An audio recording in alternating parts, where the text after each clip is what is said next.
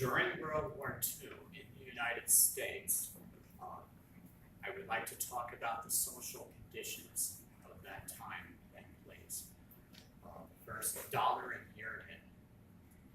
Corporations, major corporations in the United States would donate their best talent to the Pentagon and to the War Department to aid in the Allied war effort. These were called $1 a year men. They were usually top executives in the corporations or experts, and they would actually go to work in the Pentagon.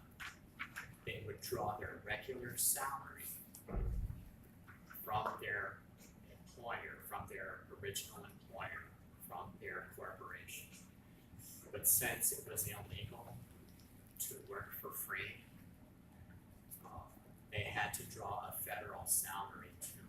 And that federal salary was $1 a year. Okay, women became involved in the war effort. This is a poster. She's usually called Rosie the Riveter. That's her name in popular culture. This is a war production, official governmental poster. You'd find these in post offices, in public places, train stations. It was designed to get women to move to the cities and take jobs in the factories, to build tanks, to build aircraft, to build weapons, to build ammunition. Because when the war started, many of the men who had those jobs joined the military or were drafted. And so there were jobs available. The government wanted women to take over most of those jobs that had been left vacant. African Americans enlisted in the military services by the thousands. In the Navy, they did not have the good OSs, the good occupations. Many of them, most of them, were assigned to the galley where they cook or to clean, right? And so they had subordinated jobs in the Navy. In the Army, they had separate units. And so there were white units, there were black units in all of the theaters.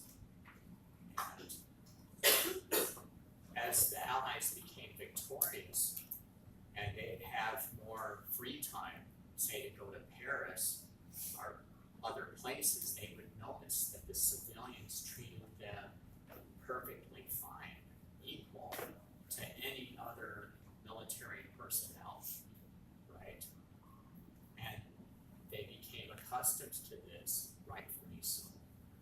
And so when they came back to the United States at the end of the war, they vowed that when they do come back at the end of the war, they will demand respect, they will demand dignity. And so the official and popular symbol for victory in Europe was this, the V. Victory, V for victory in Europe. Victory in Japan, right? The V. So the African American personnel came up with the double V. So yes, victory against the enemy, but yes, also victory against racism once we get home. Many of these are combat veterans, they're not going to put up with it anymore. Okay, Mexican Americans. Thousands of Mexican Americans joined the military as well, and they fought valiantly, and they won gold stars, silver stars.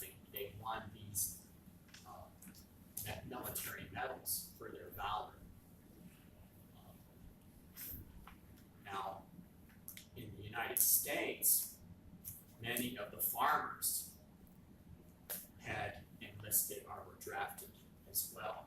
So there were many farm products that needed to be grown harvested, farm work was needed. And so the United States made an agreement with Mexico. It was called the Bracero Program, to recruit Mexican men to come to the United States as guest workers and serve as farm workers.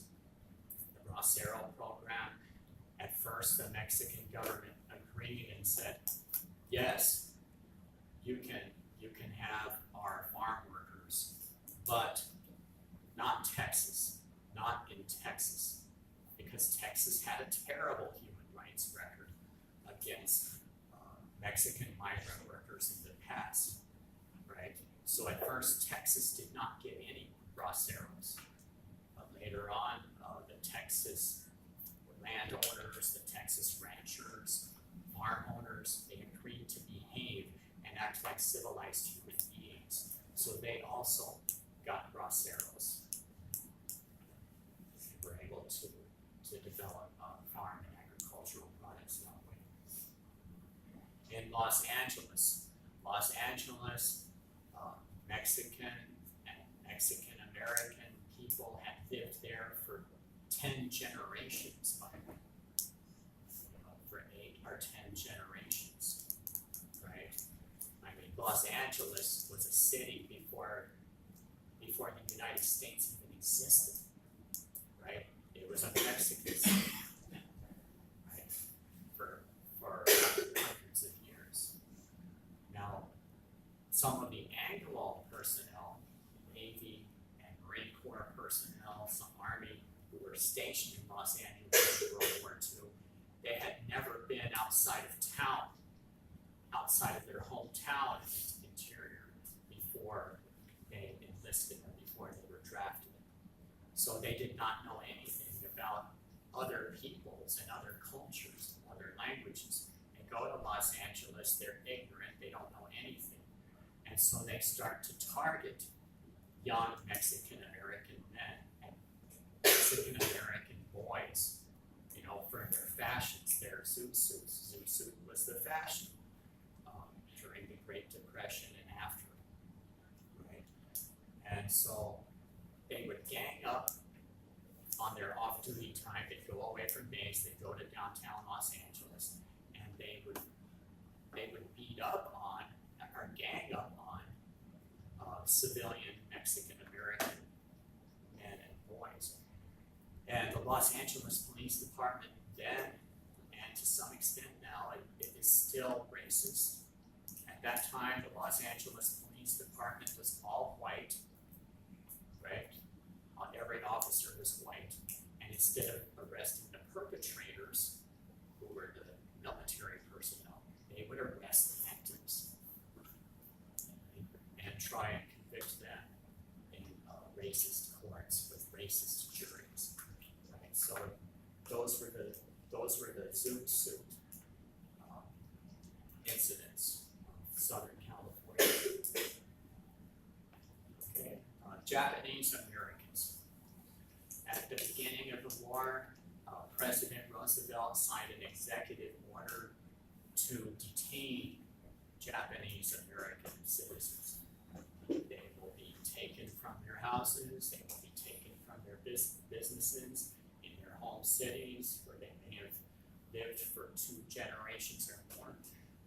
They will be loaded on railroad cars and taken to the interior, to the desert areas of Arizona and other places to the east of the coastal areas, where they will be detained in detention camps for the entire war period. They lost their businesses, they lost their homes, they lost everything. It wasn't until the 1990s that their descendants were compensated for that. The Sansei, 3rd generation. Any questions? Yes. For the movie, Americans, did they ever get any more like racism or anything, or was it just more racism? They were going to have victory as military personnel against the enemy. But when they get home, they're going to have victory against this is the beginning of the civil rights movement. They're going, and so they're not going to take any lifts, say they go back home to a southern state, and the traditional city boss says something to them, they're going to talk back. They're going to talk back. There are going to be many racist, violent incidents after World War II. For the women, did they only want them to only get factory jobs in the city, or were there other jobs that they also wanted them to get? Well, it was primarily the factory jobs, and these factory jobs were not tertiary level supervisory. Those were men who were too old to serve in the military, or who had not passed their physical to get into the military, and so they kept those jobs. But some of the women did have supervisory jobs at the secondary level, right? But yes, they were mostly factory jobs. But